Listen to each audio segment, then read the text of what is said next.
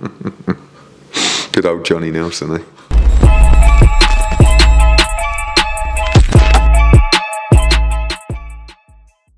Danny Film for Pro Boxing fans. We're in Manchester.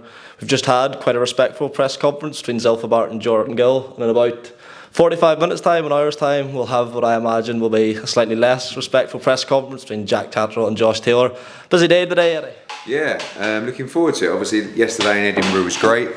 Thought we'd do the two press conferences today. I think we got a great card, April 13 in Manchester. And of course, the big one, Josh Taylor against Jack Catterall, too. Felt good yesterday. Really felt like the old days, you know, of those big British nights. Looking forward to a great show. Talk to me a bit about yesterday. What did you make of both men's demeanours, particularly Josh Taylor? I mean, a lot of people online and, you know, people on social media can get carried away, but I've seen everything from he looks shot, he looks drunk, he looks hungover. What did you make of it all yesterday? He looked pretty normal to me. I mean, I think that he came in with sort of quite fun intentions. When they come together, Josh is very fiery. I mean, I don't know him that well, but I know him well enough to know that if you press the buttons, you know, and that's what happens. Sam Jones does a great job, you know. There's a big crowd there yesterday in Edinburgh. There'll be a big crowd here tonight. The title of the fight is hate runs deep, and you know, a few people said to me yesterday, hate's a strong word, isn't it? I went, no, they hate each other. They really do, and that's what makes it the fight it is. So I think you're going to get the best version of both fighters, and both guys desperate to win. You touched on Sam Jones, I don't know what to call it, performance yesterday. He talked a lot about how difficult it was getting Josh to agree to fight Jack again. He mentioned late demands for a 22-foot ring. How accurate was what Sam was saying yesterday about the difficulties in getting this fight made from a Josh Taylor perspective? I mean, the difficulty for them over the 2 years. I mean, look, I come to the table a little bit late because the fight happened nearly 2 years ago, when by the time it comes around. The problem is when there's that much hate, like I remember Froch Groves, this feels a lot like that, because you had a guy who had a mandatory who thought he was well above that person, probably took his eye off the ball a little bit, ended up winning but having a controversial fight. The rematch becomes much bigger, but you just think, you know, you like Carl hated George, hated him, and Josh hates Jack.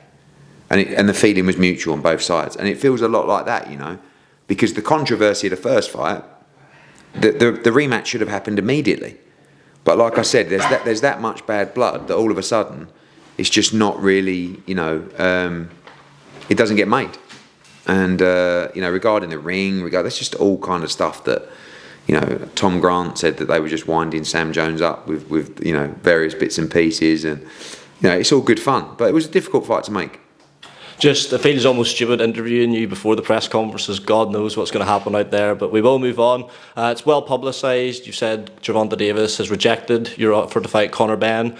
Will you be revisiting that? Will there be any scope for an improved offer? What can you tell us? Yeah, there definitely is, but it's just whether he wants to actually have a chat about it, because, you know, obviously it was a big offer with a lot of pay-per-view bonuses, a lot of gate upside. I mean, could have made a lot of money, but I don't know whether he wants to look into it in more detail or whatever, or he's got other plans. But I don't think it'll be Gervonta Davis next. But it doesn't matter. I mean, we've got a pool of probably 10 guys who are big, realistic pay-per-view fights for Conor Benn.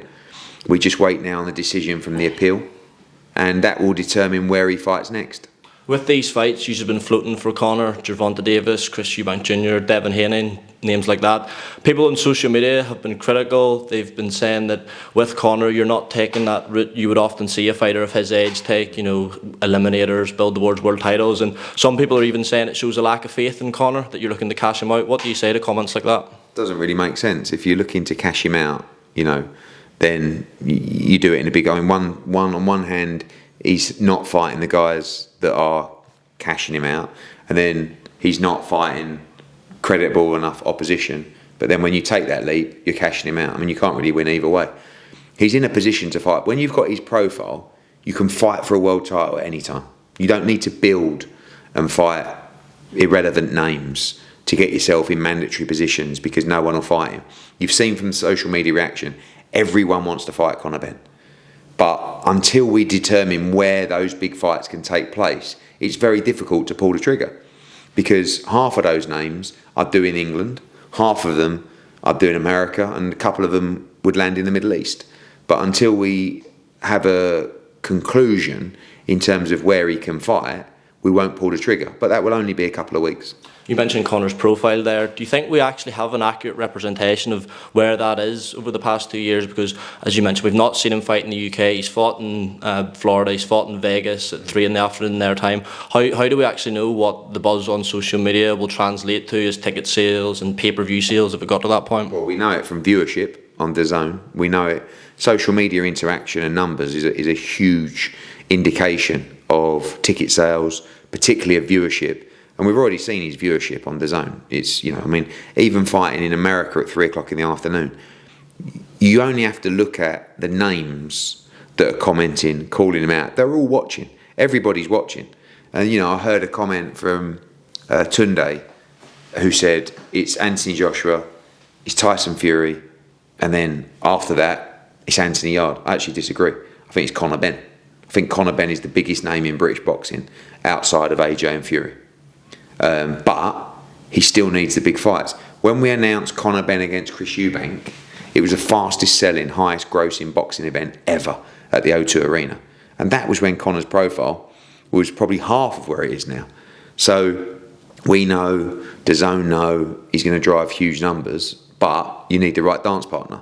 You're not going to drive huge numbers against Peter Dobson.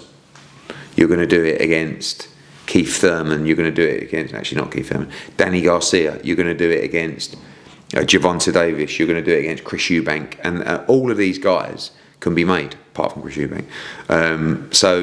But a lot of the fights are O2 Arena fights, and some of them are American fights, and that will be determined by the decision. You said not Chris Eubank there. If there's a favourable outcome for Conor with the British Boxing Board of Control and the appeal, and I'll not go over it all again, but over the next month or so, would you revisit that fight? I know you... It's not really, to be honest with you, that wasn't the stumbling block. We were looking to make the fight on February the 3rd in the UK, regardless. It was just his financial demands. I mean, he's out, in cloud cuckoo land, talking to people in the Middle East, trying to land himself big fights. There's a big fight on his lap against a welterweight. And these people are just impossible to deal with. So let him go and land his big fight, which will never happen, and nowhere near the financial levels of a Conor Benn fight, and do your own thing. Do you not think maybe those financial demands were partly due to, the board said anyone who fought Conor under a different... Chris Eubank couldn't care less. Could not care less about British Boxing Board of Control. Wants money, and some more money. We'll move on. Eddie, we saw on Friday night, you took a bit of knock to the head after Sugar Nunez win over Shavkat Rakhimov. Everything all right? Yeah, it was good. Yeah, I just jumped up celebrating, whacked my head on a ceramic pot and cut my head open. I don't know if you saw the fight. It was fantastic. Fair play to Rakhimov. He's a beast, but Nunez is on another level. Serious fighter. And now mandatory for the world title and some massive nights ahead for him. Just want to talk to you a bit about the fight, the card it was on. It's quite strange. It wasn't on BoxRec. Obviously, I think it was an IBA card who have obviously come under sort of criticism for what's going on in the amateur sport over the past couple of years. And then there's also been question marks raised over, I think I've seen a reporter on Twitter say some of the judges were also inspectors for the card, and people calling into question the drug testing for the event in Tajikistan. What was the story with that card? It was a great fight, as you say, but it was weird. Well, we lost the purse bid for that fight. So I think it was RCC who won the purse bid, and then obviously they've done a deal out in Russia. Don't know a great deal about it. There wasn't VADA testing, which we asked for, but it was a purse bid, so you don't have to, it's not a part of the IBF rules. And Nunez had to go to the backyard in Russia, in Tajikistan, and beat a very good fighter in Rakhimov, and it was a brilliant win. Moving on, I want to talk to you about, obviously your sort of ill feeling with Frank Foran has subsided significantly over the past few months, but he's found some new enemies in the form of Team Usyk, Alex Krasik and Aegis Klimas, called them a pair of pricks. You're sort of in the middle. I know you've got a good relationship with Alex and Aegis. What do you make of Frank just in an empty room? I like, Frank reminds me a lot of my dad. That old school, could not give a shit what he says, what people think, and there's a good example of it. Do you know what I mean? I like Alex Krasik a lot, Aegis, Usyk, all those guys. But a lot's been said backwards and forwards, and I think it's hilarious. I like being outside of the beef, really, and just watching from afar. And it was all good. It all helps build the promotion. I think a comment in particular that got Frank's back up was Aegis sort of alluded to him and Tyson Fury potentially having a falling out. Have you heard anything about that? Do you know anything? No. I mean, I'm sure there's lots of rumours out there, but not aware of anything of that. So I want to talk to you a bit about AJ Ngannou. Saw the face-off on the Zone YouTube the other day. Very respectful, as I think everyone imagined it would be, but Anthony looks so intense these days. Yeah, he's up for it. I mean, he knows the dangers of the fight. You know, you're fighting a 0-1, but you're fighting someone that's, you know, as we've seen, very capable, mentally very strong, a man mountain of a man, and punches very hard. So it's a real danger. But what I see with him and Ben, you know, I just feel like he's in a great place, and I think he'll take care of Ngannou in style. Seen comments from Johnny Nelson where he said if Joshua was to lose to Ngannou, his legacy would be decimated, I think was the word he would use, and his career would be in tatters. Is that fair? Good old Johnny Nelson, eh? Yeah, I mean, whatever. Like, you know, if you want to ignore what AJ has done for all of us, I mean, he's kept Johnny Nelson in a job, put it that way. He's kept me in a job as well. So we should be really thanking what AJ's done for us, the sport. The fact that he's unified the heavyweight division, become a 2-time world champion, changed the face of British boxing, won an Olympic gold, inspired a whole generation of people to start getting fit and active and going to grassroots boxing. If a defeat ruins all of that, then you're one word, buddy. You're a hater. Couple of quick ones, because I say it has been a long day. I want to talk to you about Callum Smith and what might be next for him. The fight that was floated after he lost to Beterbiev was one with Anthony Yard. Now looks like Yard Buatsi's, you know, very likely, it seems from the outside looking in anyway. Where does that leave Callum? We do get the impression he wants to carry on, but you would imagine he's not got much interest in sort of middle level fights. I think he's just chilled at the moment. I think he hasn't really made a decision. I think he'd be tempted and interested to come back for the right fight, but doesn't need to. You know, financially, obviously, he's done very well.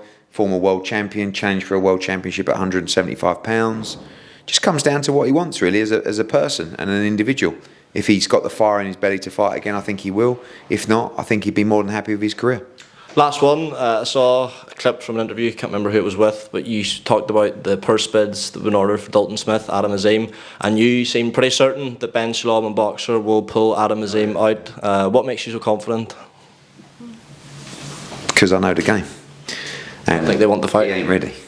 He'd get beat by Dalton Smith every day of the week, and Shane knows that. I mean, look, I'm not saying they don't think he can win the fight. I don't think he can win the fight, but they won't risk it. You know, but when you talk about we'll fight Keyshawn, you know, we've got Teofimo, like, and you won't fight Dalton, who's British champion, you know, European challenger. They will pull him out in the next 2 weeks, and that's why I'm saying publicly, we will do the fight on Sky. Just make him an offer. It's a 50-50 purse bid split. Make Dalton the same offer that you're making Azim. If it's not a lot of money, I'll top it up. We'll do the fight on Sky. No drama, no politics, no nothing.